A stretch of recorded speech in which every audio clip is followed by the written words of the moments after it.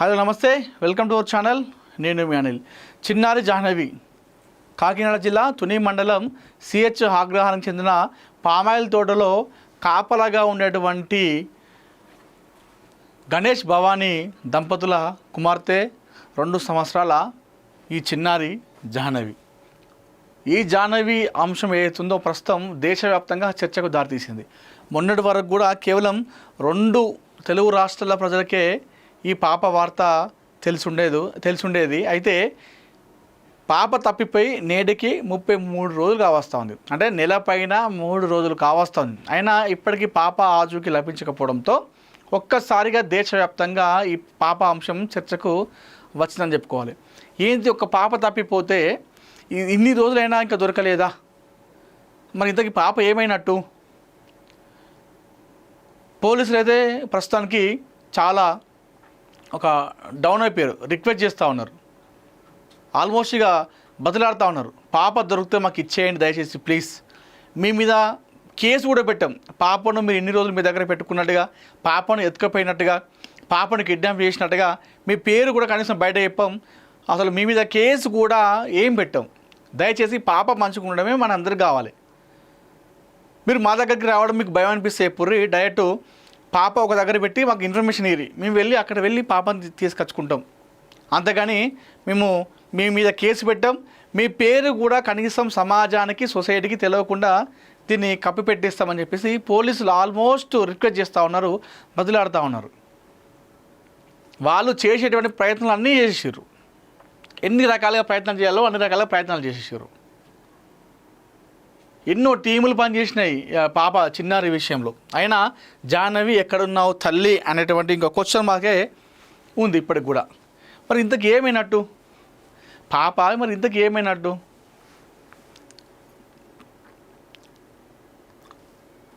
కొంతమంది ఏమో తప్పిపోయిందని చెప్పేసి, కొంతమంది తప్పిపోతే పాప ఆ 2 సంవత్సరాల పాపకు కనీసం 1 కిలోమీటర్ కంటే ఎక్కువ పరిగెత్తలేదు.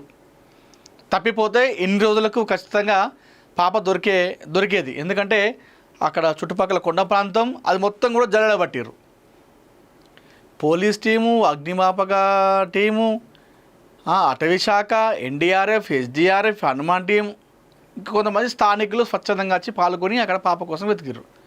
తప్పిపోతే పాప అక్కడ దొరికేది. లేదు అటవీ మృగాలు దాడి చేసినాయి, కొండ చిలువ ముంగిందని చెప్పేసి అట్లా అన్నారు. అట్లా చేసినా కనీసం ఆనవాళ్ళు కూడా దొరికేది. అట్లాంటి ఆనవాళ్ళు కూడా ఏం దొరకలేదు. మరి అది కూడా కాదని చెప్పారు పోలీసులు.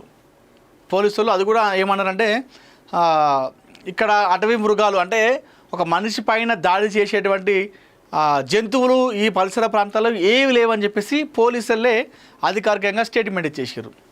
అది కూడా కాదు. సో చూద్దాం. ఇప్పుడు నువ్వు పోలీసు వాళ్ళు చెప్పిన దాని ప్రకారం కూడా ఒకసారి చూస్తే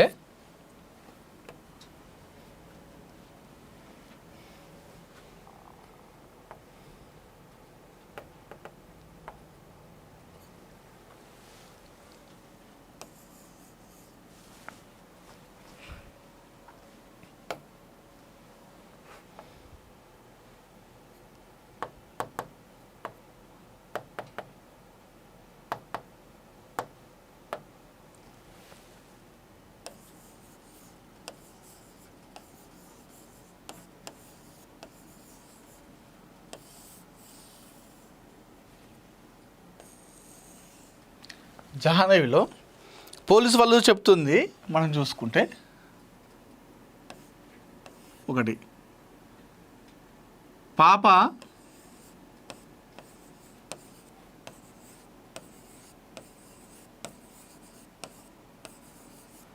తప్పిపోలేదు అని చెప్పేసి అన్నారు. పాప మిస్ కాలేదు, తప్పిపోలేదు.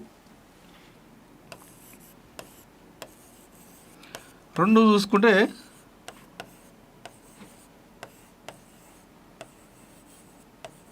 జంతువుల దాడి కూడా లేదు అని చెప్పేసి పోలీసు వాళ్ళు చెప్పడం జరిగింది. అదేవిధంగా పాప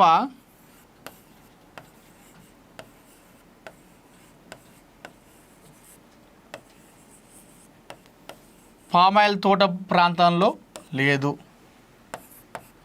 అదే రకంగా పాప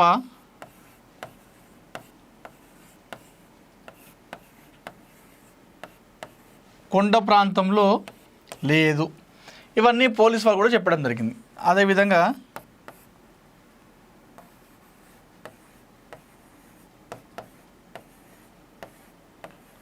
బంధువుల హస్తం కూడా ఉంటే తెలిసేది ఇప్పటివరకు. ఖచ్చితంగా బంధువుల హస్తం ఉంటే ఇప్పటివరకు ఎంతోమందిని విచారణ జరిపించారు. లేదు.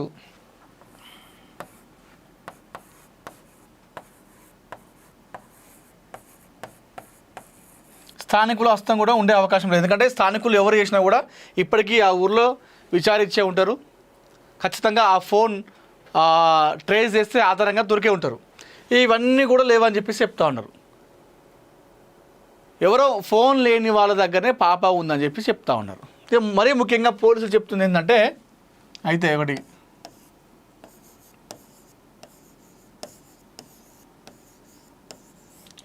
కిడ్నాప్ అయ్యన్నా అయి ఉండాలి, ఎవరైనా కిడ్నాప్ చేసి అని ఉండాలి పాపని అని చెప్పి చెప్తా ఉన్నారు.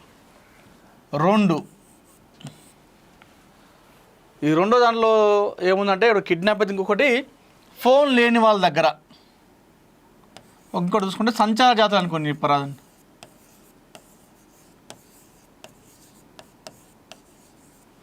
సంచార జాతుల దగ్గర ఉండే అవకాశం ఉన్నట్టుగా పోలీసులు భావిస్తున్నారు. 3 చూసుకుంటే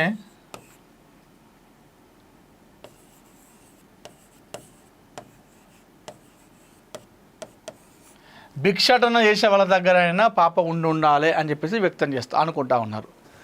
ఒకటి కిడ్నాప్ అని చెప్పేసి అనుకుంటా ఉన్నారు. అంటే మామూలుగా ఎవరో ఒకరు వేరే వాళ్ళు, ఇక్కడ బంధువులు స్థానికులు కాకుండా ఎవరో హస్తం ఉండాలని చెప్పేసి చెప్తా ఉన్నారు. రెండో చూసుకుంటే సంచార జాతుల వాళ్ళ దగ్గర, అంటే వాళ్ళు కిడ్నాప్ అని కాదు, పాప నడుచుకుంటూ వెళ్ళింది కాబట్టి సో వాళ్ళు చూసి వాళ్ళ దగ్గర తీసుకెళ్ళేదేమో అనేటువంటి అనుమానాన్ని వ్యక్తం చేస్తూ ఉన్నారు. దాంతోపాటుగా భిక్షాటన చేసే వాళ్ళు ఉంటారు కదా బయట, వాళ్ళు చాలామంది కూడా బయట స్కామ్ జరుగుతూ ఉన్నాయి. ఎవరైతే ఈ బిచ్చగాళ్ళు ఉంటారో ఆ భిక్షాటన చేసే వాళ్ళ దగ్గర చాలామంది చిన్న చిన్న పిల్లలు ఉంటారు. ఆ చిన్న పిల్లలు కూడా వేరే వాళ్ళని అపహరించుకొని వీళ్ళు ఎత్తుకొని భిక్షాటన చేస్తూ ఉంటారు. ఎందుకంటే వాళ్ళ డబ్బుల కోసం అలాంటి చిన్న చిన్న పిల్లలు కిడ్నాప్ చేస్తూ ఉంటారు, అక్కడక్కడ జరుగుతూ ఉంటాయి. అట్లయినా జరిగి ఉండాలని చెప్పి చెప్తా ఉన్నారు. పోలీసు వాళ్ళు చెప్పిన దాని ప్రకారం చూసుకుంటే సో ఇవే అనుమానం వ్యక్తం చేస్తూ ఉన్నారు. ఎవరో మొత్తానికైతే వాళ్ళ దగ్గర ఫోన్ అనేది లేదు. ఫోన్ లేని వాళ్ళ ఎవరైతే ఉంటారో వారి దగ్గరనే పాప ఉన్నది. ఒకవేళ ఫోన్ ఉన్నట్టయితే వాళ్ళ దగ్గర ఈ సమాచారం తెలిసేది ఎప్పుడో రకంగా ఆ ఫోన్ కాల్ ట్రాక్ ఆధారంగా మనం గుర్తించేవాళ్ళం. కానీ ఫోన్ లేని వాళ్ళ దగ్గరనే చిన్నారి జాయిన్ అయి ఉందని చెప్పేసి పోలీసులు అనుమానిస్తున్నారు. దయచేసి పోలీస్ వాళ్ళు ఏమంటున్నారంటే, పాప ఎక్కడున్నా కూడా దయచేసి తీసుకుని మాకు అప్పగించండి. వాళ్ళు రిక్వెస్ట్ చేస్తూ ఉన్నారు, విజ్ఞప్తి చేస్తూ ఉన్నారు. ఆర్డర్ కాదు, వార్నింగ్ కాదు. ఎందుకంటే 33 రోజులైనా కూడా పాప దొరకపోవడంతో వాళ్ళతో అయితే లేదు వాస్తవంగా కూడా.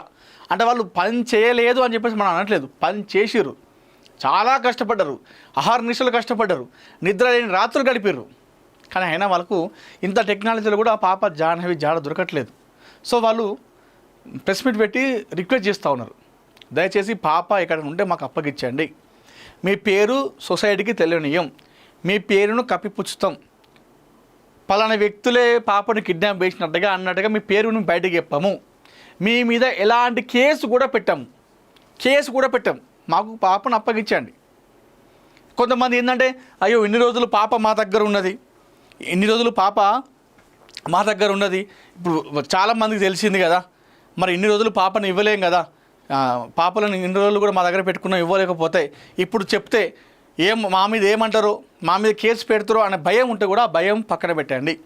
మీకు అలాంటి భయమైనా ఉంటే పాపను ఒక దగ్గర పెట్టి మాకు సమాచారం ఇవ్వండి. ఇక పాప పలానా ప్లేస్లో ఒక దగ్గర పెట్టినాం, మేము పాప అక్కడే ఉంది అని చెప్పేసి అడ్రస్ చెప్తే మేము అక్కడికి వెళ్ళి పాపను తీసుకొచ్చుకుంటాం. మీరే డైరెక్ట్ వచ్చి పాపను ఇవ్వాల్సిన అవసరం కూడా లేదు మాకు. పాప ఆచూకీ సమాచారం గురించి తెలిసిన వారికి ₹1,00,000 నగదు ఇస్తామని చెప్పేసి చెప్తా ఉన్నారు పోలీసు వాళ్ళు. పాప ఫోటోతో పోస్టులు అతక పెడతా ఉన్నారు చుట్టుపక్కల ప్రాంతాల్లో. మరి ఇంతకీ పాప ఏమైనట్టు, అసలు ఏమైనట్టు, ఎటు పోయినట్టు, సంచార జాతులు తీసుకెళ్ళరా, భిక్షాటన వాళ్ళు చేసుకపోయారా, లేకపోతే ఎవరైనా కావాల్సుకునే పాపని కిడ్నాప్ చేసిర్రా? ఎన్నో వార్తలు వచ్చినాయి తెరపైకి. పాప జాహ్నవి పాప మేడం పేరు ఇప్పుడు ఒకటి బయటకు వస్తూ ఉంది.